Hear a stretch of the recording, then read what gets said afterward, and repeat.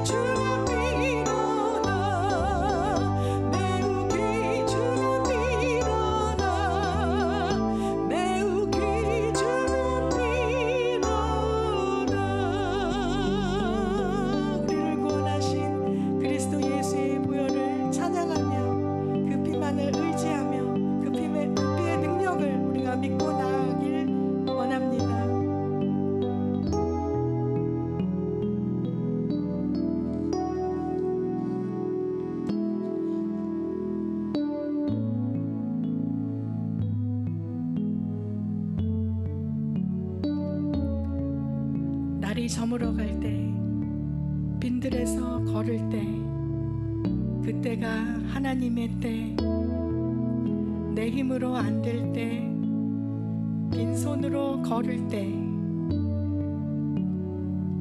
내가 고백해 여호와 이래.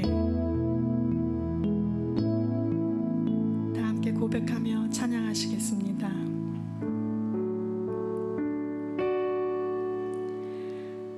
날이 저물어 갈 때, 빈들에서 걸을 때, 그때가 하나님의 때, 내 힘으로 안 될 때, 빈손으로 걸을 때, 내가 고백해 여호와 이래. 다시 한번 고백하시겠습니다. 날이 저물어 갈 때, 빈들에서 걸을 때, 그때가 하나님의 때, 내 힘으로 안 될 때, 빈손으로 걸을 때, 내가 고백해 여호와 이래. 주가 일하시네, 주가 일하시네, 주께 아끼지 않는 자에게. 주가 일하시네, 주가 일하시네, 신뢰하며 걷는 자에게.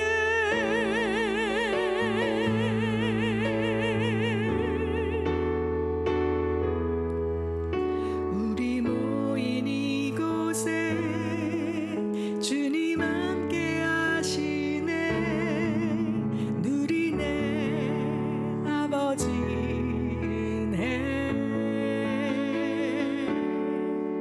적은 떡과 물고기, 내 모든 걸 드릴 때, 모두 고백해 여호와 이래. 주가 일하시네, 주가 일하시네, 주께 아끼지 않는 자에게. 주가 일하시네, 주가 일하시네, 신뢰하며 걷는 자에게.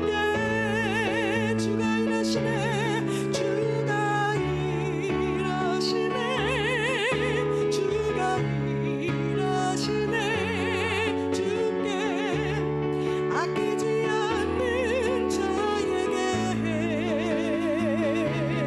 주가 일하시네, 주가 일하시네, 신뢰하며 걷는 자에게.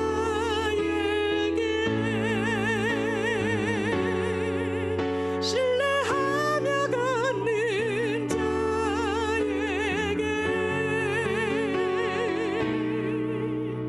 신뢰하며 걷는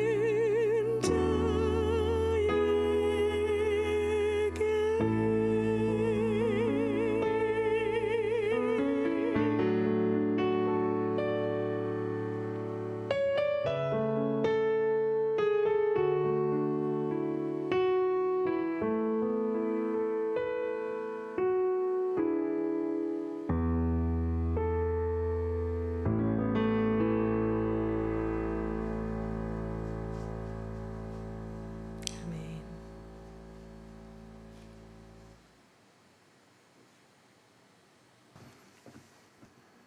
로마서 12장 9절로 21절 본문을 읽겠습니다. 사랑에는 거짓이 없나니 악을 미워하고 선에 속하라. 형제를 사랑하여 서로 우애하고 존경하기를 서로 먼저 하며 부지런하여 게으르지 말고 열심을 품고 주를 섬기라. 소망 중에 즐거워하며 환난 중에 참으며 기도에 항상 힘쓰며 성도들의 쓸 것을 공급하며 손 대접하기를 힘쓰라. 너희를 박해하는 자를 축복하라. 축복하고 저주하지 말라. 즐거워하는 자들과 함께 즐거워하고 우는 자들과 함께 울라. 서로 마음을 같이하며 높은 데 마음을 두지 말고 도리어 낮은 데에 처하며 스스로 지혜 있는 체에 하지 말라. 아무에게도 악을 악으로 갚지 말고 모든 사람 앞에서 선한 일을 도모하라.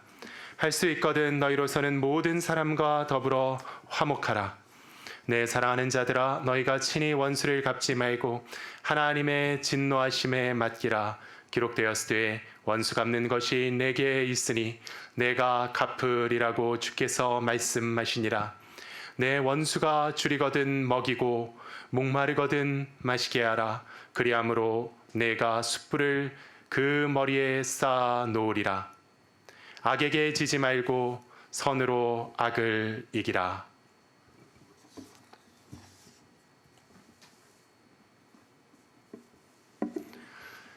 잠시 기도하겠습니다.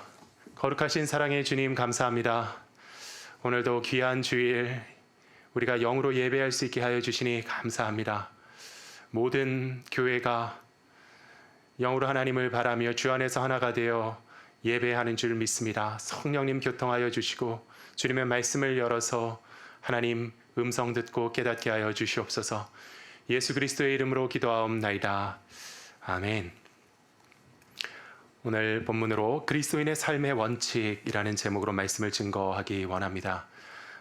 그리스도인의 삶의 원칙, 우리가 어떻게 살아야 하는가, 이것은 크리스찬 에틱스, 기독교 윤리학에 관련한 내용입니다.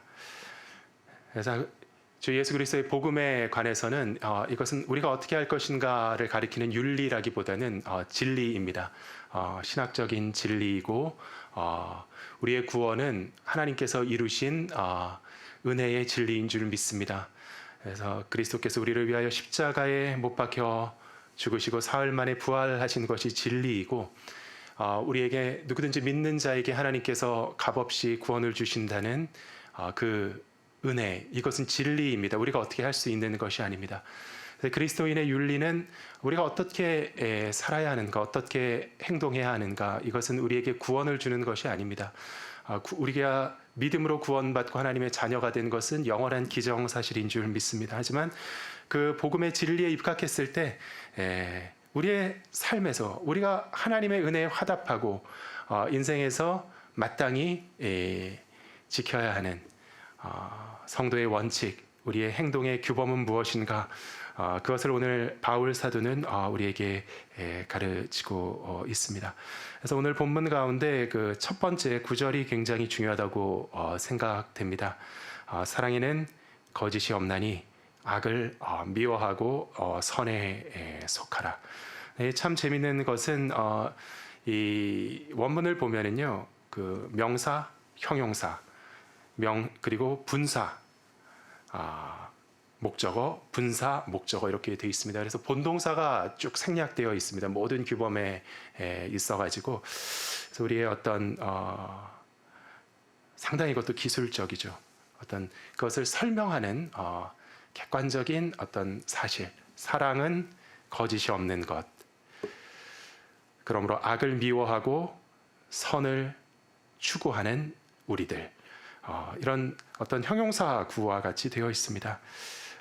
그래서 여기서 이제 거짓이 없다라는 표현은 그 외식한다라는 표현이 있죠. 히포크리토스라는 헬라어 단어인데, 이 외식한다라는 것은 위선적인 행동을 한다라는 것입니다. 그 어원적인 의미는 가면을 쓰고 연기를 하는 그런 것을 의미하는 거죠. 그런데 그것의 부정형입니다. 그래서 거짓이 없다라는 것은 사랑은 외식함이 없는 것이다. 외식함이 없는 것이다. 지어내고 연기하는 것이 없다. 이 외식한다라는 것, 한마디로 얘기하면 겉과 속이 다르다는 거죠. 속에 없는 것을 억지로 지어낸다는 것입니다. 마태복음 23장 27절에 보면 화 있을진저 외식하는 서기관들과 바리새인들이여 회칠한 무덤 같으니 겉으로는 아름답게 보이나 그 안에는 죽은 사람의 뼈와 모든 더러운 것이 가득하도다. 예수님께서 하신 말씀입니다. 그래서 서기관과 바리새인들의 종교 생활을 주님께서 비평하실 때에 이를테면 너희들의 모습은 회칠한 무덤과도 같다라고 주님 말씀하시는 것이죠. 이 회칠을 했다라는 것은 쉽게 요즘식으로 설명하면 흰색 페인트로 도장을 했다는 것입니다. 무덤인데 무덤의 표면을 하얗게 페인트칠을 말끔하게 할 수 있다는 것이죠. 겉으로 보면은 아주 깨끗하고 깔끔해서 아름답게 보인다는 것이죠. 하지만 그 안에는 죽은 사람의 시신이 안치되어 있다. 그래서 이 시신이 안치되어 있다라는 것이 그 유대인에게는 좀 충격적으로 들릴 수 있는 것이 유대인의 규례에 근거해서 보면은 사람의 죽음은 어떤 부정한 것의 대명사로 간주됩니다. 하나님 앞에 나오기 위해서 그 모세의 율법은 정결례의 규정을 가르칩니다. 그 정결례의 규정을 좇아서 종교적으로 정결을 갖추어야 하나님 앞에 나올 수 있는데 시체와 접촉한 사람은 굉장히 부정한 것으로 모세의 율법은 간주하였습니다. 그래서 이 죽음이라는 것은 사실 아담의 범죄함으로 인해 세상에 들어온 죄로 인한 저주의 결과라고 성경은 우리에게 설명합니다. 죽은 시체는 죄와 사망의 저주로 인해서 황폐해진 부패하고 타락한 지금 이 세상의 잔해와 같은 것이라는 것이죠. 그래서 사람의 죽음은 사망을 상징하고 사망은 성경이 지목하는 궁극의 악이라고 할 수 있습니다. 뭐가 나쁜가? 제일 나쁜 것이 무엇인가? 진짜 나쁜 것이 무엇인가? 라고 묻는다면 하나님의 말씀은 죽는 것이다. 사실 이렇게 답을 하고 계십니다. 모든 것이 나쁘지만 사망에 견줄 만한 것은 없다. 그리고 반대로 가장 선하고 좋은 것은 무엇입니까? 생명이죠. 하나님께서 우리를 지으신 살아있는 이 형상, 이것이 가장 귀하고 아름다운 것이라는 것입니다. 우리가 지금 이 순간을 사는 것이 가장 큰 축복인 줄 믿습니다. 그리고 사람을 살리는 것이 가장 아름다운 일임을 고백하시기를 축원합니다. 사랑은 사람의 생명을 북돋아 주는 것입니다. 사랑은 매 순간 우리를 살리고 삶의 동기를 부여해 주는 것입니다. 생명을 북돋아 주고 생명을 장려하고 생명을 확장하는 사람이 하나님의 사람입니다. 남을 죽이는 사람이 있죠. 말로 죽이고 행동으로 죽이고 우리가 때로는 남을 해치는 죽이는 그 자리에 설 수 있습니다. 하지만 우리 그리스도인은요, 생명의 수호자요 생명의 확장자로 세움받은 하나님의 사명자인 줄 믿습니다. 다른 사람의 생명을 지키고 그가 살 수 있도록 도움 주는 일에 최선을 다하고 인생을 살되 바르고 아름답게 살도록 돕는 것이 하나님의 사자들인 우리의 할 일인 줄 믿습니다. 한 사람을 향해서 우리가 줄 수 있는 참된 사랑은 그 사람의 생명을 소중하게 하는 것입니다. 그 사람의 생명을 아끼는 사람은 그 사람이 잘 살 수 있도록 도와주어야 합니다. 그리고 그 사람이 잘 성장하도록 도와주어야 합니다. 자녀를 돌보는 부모의 마음이 그렇죠. 부모는 자녀를 키웁니다. 부모는 자녀가 하루하루 만족하며 기뻐하도록 도와주는 동시에 잘 자라고 성장하고 발전할 수 있도록 돕기에 최선을 다하려고 노력하죠. 그래서 맹자의 어머니는 아들을 위해서 3번 이사했다고 하고요. 한국의 부모님들은 자녀들의 학원비, 과외비를 벌기 위해서 허리가 휘는 것을 마다하지 않고 노력합니다. 우리의 생명에는 반면에 하나님의 목적이 있는 줄 믿습니다. 그냥 태어나서 내 멋대로 살다가 갈 것이 아니라 우리 각 사람을 지으실 때 정말 현대의학이 밝혀낸 바에 의하면 약 2만 1,000개의 유전자와 33억 개의 염기쌍이 이루어져서 인간의 DNA가 형성된다고 합니다. 이런 방대한 유전 정보가 담긴 놀라운 설계도를 가지고 우리를 지으신 하나님께서 그분의 뜻과 계획에 따른 우리의 인생의 목적들이 반드시 있는 줄 믿습니다. 그 목적을 잘 발현하면서 사는 것이 잘 사는 것이며 참되게 사는 것입니다. 내가 육체적으로, 정신적으로, 그리고 영적으로 창조주의 의도하신 방향으로 아름답게 발현되고 성장하며 살아가는 것, 이것이 진정한 삶의 길, 생명의 길인 줄 믿습니다. 그래서 우리가 건강을 위해서 몸에 올바른 음식을 공급하고 적절하게 쉬게 해주고 규칙적으로 생활하게 하고 이러한 노력을 해주면은 건강한 육체적인 삶을 살 수가 있죠. 그런 사람은 건강하게 오래 살 수 있습니다. 근데 건강에 해로운 습관은 다 갖고 사는 사람이 있을 수 있습니다.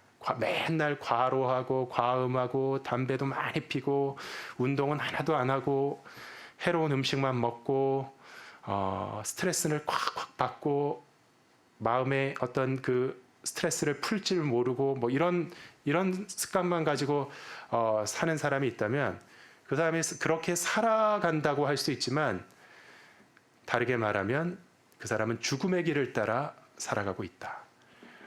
당장 그렇게 사는 것은 가능할 수 있지만 그러한 삶은 죽음으로 그를 이끌고 오래가지 못하고 일찍 죽게 되는 것입니다. 하나님께서 우리의 몸을 지으실 때 부여하신 생명의 설계의 법칙에 어긋나는 선택들을 했기 때문입니다. 영적으로도 올바른 길, 참된 길, 생명의 길이 존재하는 줄 믿습니다. 죄를 어떻게 해야 됩니까? 멀리하고 하나님의 계명에 순종하면서 삶을 어떻게 살아야 됩니까? 거룩하게 살고 하나님을 사랑하고 이웃을 내 몸과 같이 사랑하고 이렇게 올바른 영적인 삶을 사는 사람은 하나님의 은혜의 영광 안에서 만족하며 기쁨을 누리는 그러한 삶을 삽니다. 그리고 근원적인 행복을 누리는 삶이 되죠. 하나님께서 장려하시면서 축복하시는 삶이 됩니다. 구약에 보면은 그런 사람에게 그 땅에서 너의 날이 길리라라는 약속을 하나님께서 주셨고 신약 성경에서 보면은 너는 나의 낙원에서 영원히 살 것이다. 이러한 약속을 주셨습니다. 오늘 본문으로 돌아가서 사랑에는 거짓이 없나니 이러한 말씀 참된 생명의 비밀이 바로 사랑입니다. 크리스찬 에틱스, 그리스도인의 윤리, 기독교의 윤리의 근원은 무엇이냐? 하나님의 사랑인 것이죠. 사랑이 우리의 윤리의 기본 원칙입니다. 누군가를 혹은 무언가를 사랑한다는 것은 그 존재를 사랑하고 그 생명을 사랑하고 그 자체를 인정하고 그 성장을 북돋아 주는 것인 줄 믿습니다. 하나님을 인정하고 시인하는 것이 하나님을 사랑하는 것입니다. 하나님께서는 그대로 계신 것이죠. 하나님, 말씀으로 계시하신 하나님의 모습이 너무나도 좋고 기쁘고 제 영혼의 만족이 됩니다. 온 우주의 절대적인 주권자이신 하나님께서 저의 머리털 하나까지 세시며 만물의 주제자가 되신다고 하시니 그 사실이 너무나도 행복하고 만족스럽습니다. 제 생명을 지으시니까 하나님이시고 내 인생이 내 것이 아님을 깨닫게 하시니 감사합니다. 겸손하게 엎드려 내 자랑, 내 영광을 구하는 것이 아니라 만유의 주인이신 하나님을 영원토록 경배하며 찬송하는 그 일이 저에게 가장 큰 기쁨이 됩니다. 또한 하나님께서는 지극히 거룩하신 분이라는 그 진리가 얼마나 좋은지 모르겠습니다. 악을 미워하시고 선을 사랑하시는 하나님, 죄를 심판하시고 의인을 구원하신다는 하나님, 이 하나님을 몰랐다면 온통 죄악의 유혹이 가득한 이 세상에서 저는 왠지 석연치 않아 하면서도 죄의 길에 빠져들고 물들고 결코 피할 수 없는 지옥으로 가는 그러한 멸망과 저주의 삶을 살 수밖에 없었을 것입니다. 하지만 하나님을 알기에, 하나님을 두려워하며 날마다 변화된 삶을 살 때 하나님께서 저에게 기쁨과 행복을 주시고 성결한 삶에 고귀한 것을 깨닫게 하시니 얼마나 행복한지 모릅니다. 그리고 하나님 아버지, 무엇보다 우리를 향한 하나님의 사랑이 얼마나 크고 놀라운지를 배우게 하시고 믿게 해주시니 감사합니다. 흑암의 세력에 붙들려 내 눈이 가려졌을 때는 정말 믿을 수 없었던 것이 저를 향한 하나님의 사랑이었습니다. 하지만 예수님의 복음을 듣고 내 눈에 비늘이 떨어져 나간 그런 체험을 했을 때 영원하신 사랑으로 저와 함께 하시는 하나님 아버지를 만나게 되었습니다. 그 사랑에 감격하며 그 사랑에 감사합니다. 그 사랑에 응답해서 하나님을 뜨겁게 사랑합니다. 이런 고백, 하나님을 이렇게 사랑하게 될 때 우리 인생의 모든 비밀과 숙제가 풀리는 줄 믿습니다. 이 사랑에는 거짓이 없나니, 이 말씀은 사랑에는 결코 지어내는 것이 있을 수 없다는 말씀이죠. 그리스도인의 생명의 근원이 되는 사랑, 내 안에서 그것은 진실되게 솟아나오는 진정한 감정인 줄 믿습니다. 그래서 이 구절은 제가 보기에 대전제와 보편적인 원리를 설명하는 진술로 해석됩니다. 첫째, 무엇입니까? 사랑이 모든 것의 기초인데 사랑이란 거짓이 없는 것이다. 사랑은 절대로 꾸며서 될 수 있는 것이 아니라는 것이죠. 사랑을 가장하면서, 사랑을 연기하며 살아가는 것은 불가능합니다. 다른 모든 것을 연기하더라도 사랑은 연기할 수 없습니다. 사랑은 그렇게 밍밍한 것이 아니라는 것이죠. 사랑은 불과 같은 것입니다. 내가 아무리 사랑하는 척 연기를 한다 그래서 결코 남을 속일 수 없습니다. 누구나 압니다.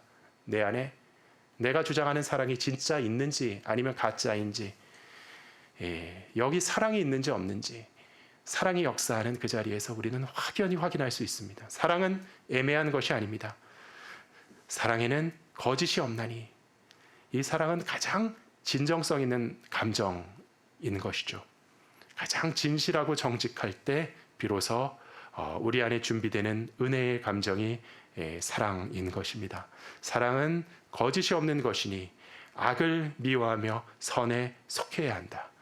이 대전제와 일반 명제는 사랑의 원리를 우리에게 간결하게 설명합니다. 그리스도인이 교회 안에서 성도의 교제와 연합을 할 때, 세상 속에서 혹은 박해자들과 더불어 살아갈 때 명심해야 하는 대원칙, 그것은 첫째, 사랑에는 거짓이 없나니, 사랑의 진실성과 진정성의 법칙이죠.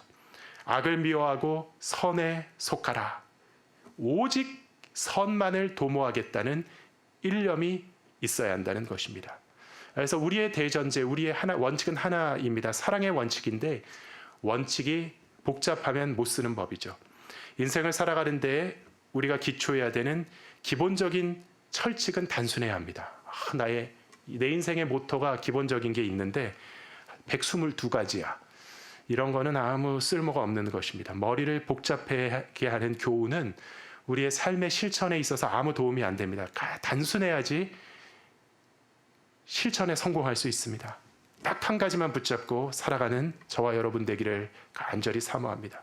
그것은 선과 악을 판단하는 기준을 가지고, 그리고 판단이 서면은 악을 미워하고 선을 꽉 붙잡아야 한다는 것이죠. 정직한 진심을 가지고 오직 선을 구한다. 좋은 것을 구한다. 유익을 구한다. 이것이 바로 크리스천의 사랑인 것입니다. 그러므로 악을 사랑하는 것, 이건 사랑이 아닙니다. 사랑 같지만 악을 미워하는 것이 거룩한 사랑인 것입니다. 이 사랑의 대원칙을 기억하면 우리의 인생의 모든 상황에서 적응할 수 있다는 것이죠. 이후에 나열되는 여러 가지 항목들은 이 대원리가 적용되는 구체적인 적용의 사례들이 되겠습니다. 제가 이렇게 보는 이유는 우리말의 한국어 번역에서는 조금 애매한 처리가 되긴 했지만 원문을 보면은 10절에서 13절까지 모든 항목에 일관되게 동일한 구문이 반복되고 있습니다. 그것은 무엇이냐면은 문법적으로 삼격 혹은 역격, 누구누구에게에 해당하는 격이 역격이라 그러는데 그 명사구가 반복되고 있습니다. 그런데 이 삼격은 헬라어에서 어떤 관점을 나타내는 의미로 해석될 수 있습니다. 뭐뭐함에 있어서는 그러한 삼격이 반복된다는 것이죠. 그러므로 이 사랑의 대원칙을 가지고 무엇에 있어서는 각각의 영역에 있어서 어떻게 적용할 것인지 바울 사도가 적용을 보여주고 있다는 것이죠.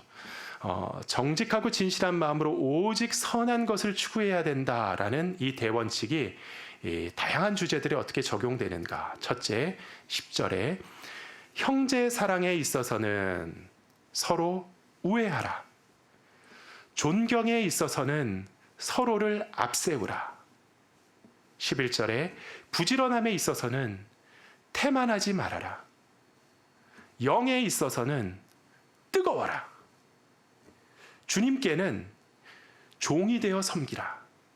12절에 소망에 있어서는 즐거워하라. 환난에 있어서는 인내하라.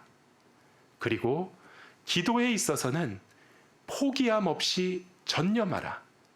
13절에 성도들의 부족한 것들에 있어서는 공급하되 손님 영접하기에 열을 내며 하라.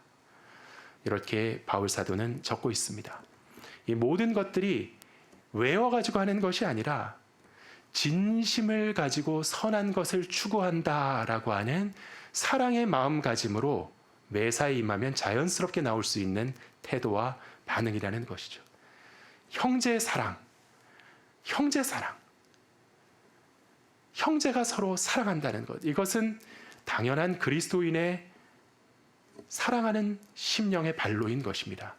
그리스도 안에서 형제 자매들이 서로를 대할 때 당연히 서로 헌신해야 한다는 것입니다. 사랑의 교제에 있어서 우리는 역할을 구분하고 분담할 필요가 없습니다. 우리의 관계는 나는 섬기고 나는 상전이고 나는 섬기고 당신은 섬김을 받는다. 나는 아래고 당신은 상전이다.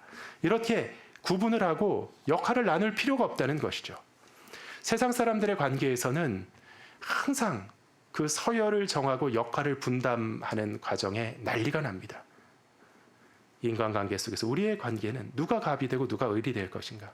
누가 더 주고 누가 더 덜 줄 것인가? 이러한 것을 정하는데 세상 사람들은 열심을 냅니다. 그런데 지금 생각해 보니까 참 바보 같은 짓이었습니다. 서로 섬기면 되는 것인데, 서로 섬겨야 하는 것인데, 사랑은 서로의 관계인 것입니다. 서로서로 상호적인 관계인 것입니다. 이 사랑이라는 감정의, 사랑이라는 관계의 중요한 본질은요, 서로 상호적인 관계라는 것이죠. 일방적인 사랑은 완전한 사랑이 될 수 없습니다.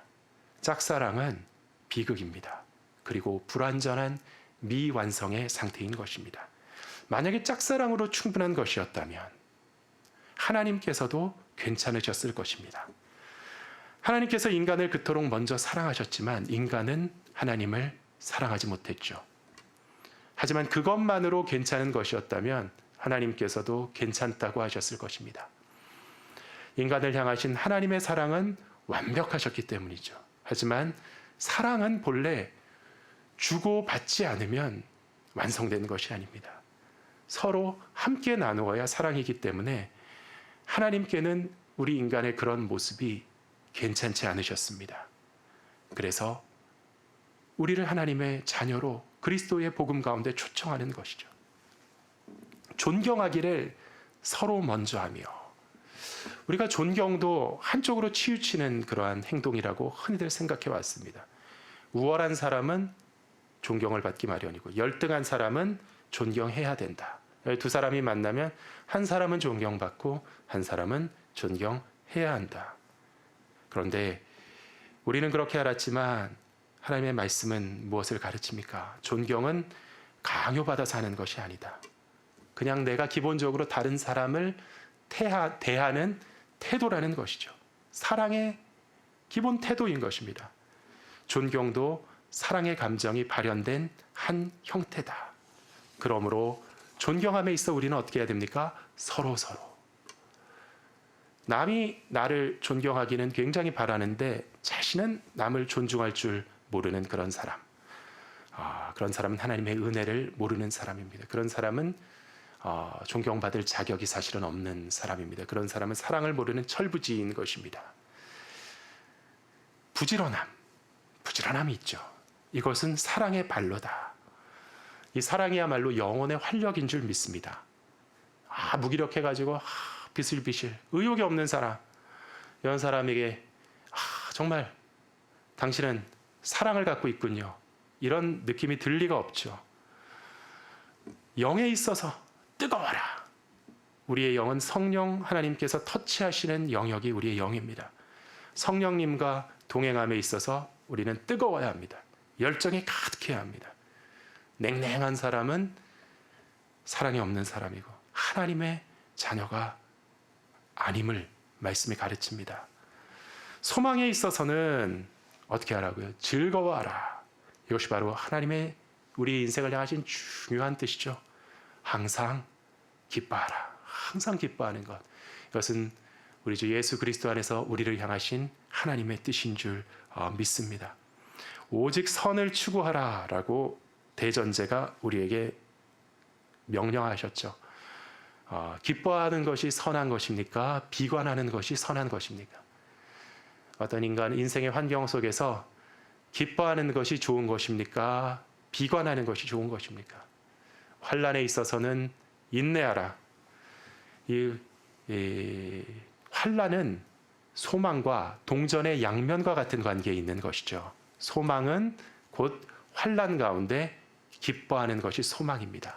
환난 없이 소망이 설명될 수 없고 소망 없이 환난의 의미가 설명될 수 없는 것이죠. 환난에 처했을 때 인내하고 그 가운데서 소망을 발견하며 기뻐하는 것이 선하고 유익한 일입니까? 아니면 주저앉아서 엉엉 울고 포기하고 불평하고 비관으로 이미 있는 고통을 10배, 100배로 증폭시키며 급기야는 깜깜한 절망에 도달해서 내 인생을 그르치고 망쳐버리는 것이 선하고 유익한 일입니까? 당연히 소망의 길, 인내의 길이 유익한 길이죠. 성도들의 쓸 것을 공급하며 손 대접하기를 힘쓰라.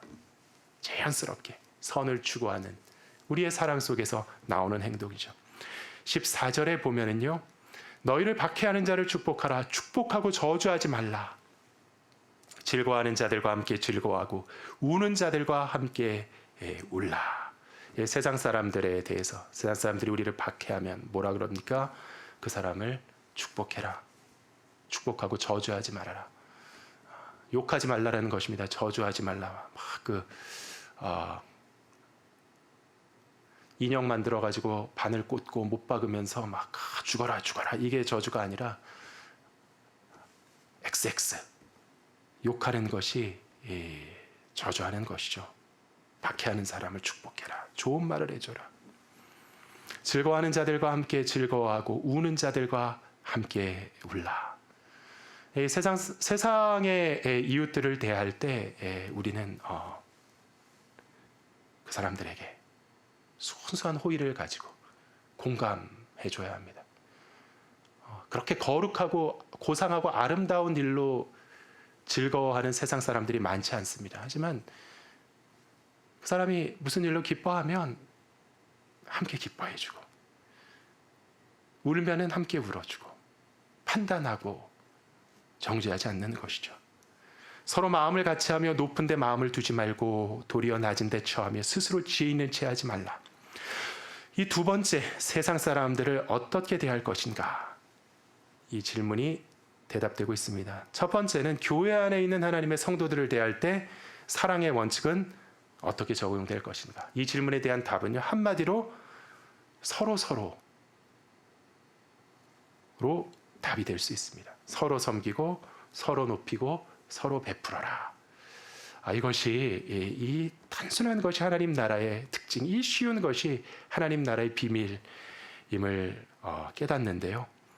이 사랑의 서로가 가능한 곳, 이것이 교회라는 것이죠. 이것이 하나님 나라, 하나님 백성들의 사회라는 것입니다. 교회가 이 세상과 다른 점은 무엇입니까? 섬기는 사람, 베푸는 사람, 희생하는 사람 어디에나 있을 수 있지만 정말 교회야말로 우리가 섬기고 베푸고 사랑할 때 서로가 되어야 하는 줄 믿습니다. 진짜 손뼉이 마주치는 것 같이 사랑의 부름이 있으면 사랑의 응답이 있고 사랑의 화답함이 있고 이 간단한 차이가 참 큰 차이라는 것이죠. 이 세상에서는 정말 의롭고 호의를 많이 품은 사랑을 하는 사람들이 외로울 때가 많습니다. 이 세상에서 좋은 마음은 정말 메아리 없는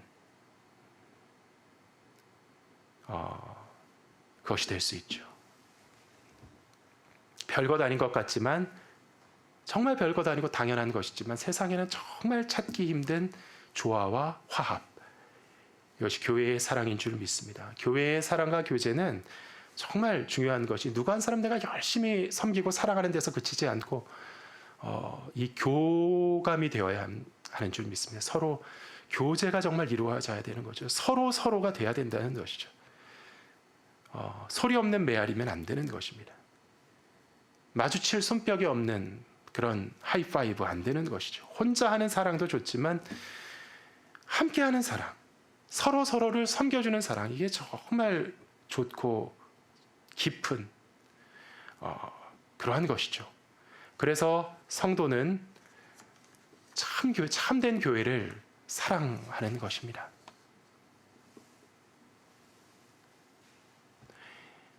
여기에 오면은 내가 정말 뜨거운 마음을 가지고 아끼고 돌봐야 하는 사람들이, 내가 사랑하는 사람들이 너무나도 많아. 그런데 그 사람들이 나의 사랑의 헌신을 받기만 할 뿐 아니라 내가 그들을 사랑해 주면은 화답의 울림이 와. 똑같이 나를 아끼고 돌보고 사랑해 줘.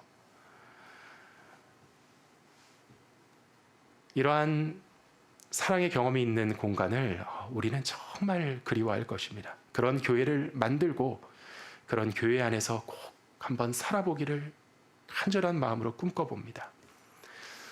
두 번째는 그렇지 않은 세상 사람들과의 관계를 얘기하죠. 소리 없는 메아리. 아무리 손뼉을 치려 그래도 마주쳐주는 사람이 없는, 우리의 사랑이 되돌아오지 않는 이 세상 어떻게 할 것인가. 서로 안아주는 것이 아니라 서로 뺨을 쳐야지 대화가 되는 곳. 그런 곳에서 크리스천은 어떻게 해야 되는가? 교회에는 교회의 법을 따라서 서로 사랑하고, 세상에 가면은 세상 법을 따라서 서로 뺨을 치자. 이렇게 생각할 수 있을지 모르지만 성경은요, 그렇지 않다는 것이죠. 우리는 세상에서도 하나님 나라의 법으로 살아야 된다. 세상에서 우리는 어떻게 해야 된다고 말씀합니까? 여기서는 이 조화와 화답을 깨뜨리는 역할을 해야 한다는 것입니다. 서로 미워하는 이 세상에서 맞장구 쳐서는 안 되고 반응을 해줘서는 안 된다. 이 세상에서 크리스천은 바보가 오히려 되어야 한다. 예수님께서 말씀하셨죠. 아무에게도 악을 악으로 갚지 말고 모든 사람 앞에서 선한 일을 도모하라. 할 수 있거든 너희로서는 모든 사람과 더불어 화목하라. 악을 악으로 갚지 말아라. 내 사랑하는 자들아, 너희가 친히 원수를 갚지 말고 하나님의 진노하심에 맡기라. 기록되었을 때 원수 갚는 것이 내게 있으니 내가 갚으리라고 주께서 말씀하시니라. 억울한 감정을 품지 말라는 것이죠. 하나님께서 갚아 주십니다. 우리 하나님께서 살아계시고 하나님께서 다스리신다는 사실을 알기 때문에 사사로이 복수를 안 한다는 것이죠. 내 원수가 줄이거든 먹이고 목마르거든 마시게 하라. 그리함으로 내가 숯불을 그 머리에 쌓아 놓으리라. 숯불을 그 머리에 쌓아 놓으리라. 하나님의 진노, 바로 앞에 나온 하나님의 진노, 좀 어색하게 들릴 수 있지만 우리에게 악을 행하는 사람에게 선을 베품으로써 오히려 진짜 복수가 된다는 것이죠. 우리가 억울한 일을 당했는데 우리가 똑같이 그냥 칼을 뽑아가지고 휘두르면요, 애매해집니다. 그 사람에 대한 하나님의 심판이 명쾌하게 임하지 않을 수 있습니다. 내가 칼로 찔렀는데 그 사람은 이제 죄의 대가를 나로 인해 받았고 나는 내 손을 더럽혔고 우리의 억울함이 풀리는 것이 아니라 그냥 같이 연루돼 가지고 똑같은 죄인으로 끌려가기 십상인 것이죠. 악에게 지지 말고 선으로 악을 이기라. 악을 악으로 갚으면 속이 후련할 것 같죠. 근데 정말 그러리라는 보장이 없습니다. 하지만 오직 선을 추구해라. 사랑의 대원칙이 우리에겐 있는데 이 대원칙에 위배되기 때문에 악을 악으로 갚으면 안 되는 거죠. 우리가 악을 악으로 갚는데 선이 별로 없다는 것이죠. 그 악에 우리도 말려들어서 우리의 손과 우리의 생명을 더럽히는 것밖에 안 되는 것입니다. 악을 악으로 갚는 것은 악에게 지는 것이다. 이렇게 바울이 말씀하죠. 행간을 읽으면 악에게 지지 말고 악을 이기는 방법은 무엇입니까? 악을 선으로 대하는 것이라고 말씀하십니다. 악인에게 악한 재앙을 내리시며 심판하시는 분은 오직 하나님 한 분밖에 안 계시죠. 내 사랑하는 자들아 너희가 친히 원수 갚지 말고 하나님의 진노하심에 맡기라. 기록되었을 때 원수 갚는 것이 내게 있으니 내가 갚으리라. 내 원수가 줄이거든 먹이고 목마르거든 마시게 하라. 그리함으로 내가 숯불을 그 머리에 쌓아 놓으리라. 이 하나님의 공의하신 심판의 법칙을 우리가 깨닫는다면 정말 우리가 주님의 이 사랑의 법을 지키기가 어렵지 않을 것입니다. 지혜와 분별을 주셔서 우리가 거룩한 이 사랑의 원칙을 가지고 정직한 마음, 진실한 마음을 가지고 모든 일에 오직 선을 추구해라. 항상 좋은 일을 만들도록 우리의 인생을 헌신해라. 내가 지금 하려고 하는 이 일에 어떤 유익함이 있는가? 선함이 있는가? 하나님의 영광이 드러나는가? 늘 그 질문을 던지시며 어떠한 상황에서도 승리하시는 거룩한 크리스찬 되시기를 우리 주 예수 그리스도의 이름으로 축원합니다. 기도하겠습니다. 좋으신 사랑의 하나님 감사합니다.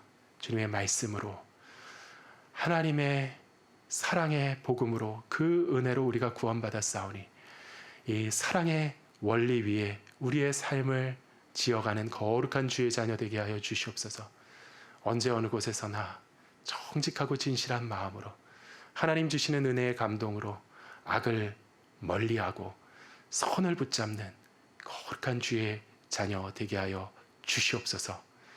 감사드리며 예수 그리스도의 이름으로 기도하옵나이다. 아멘.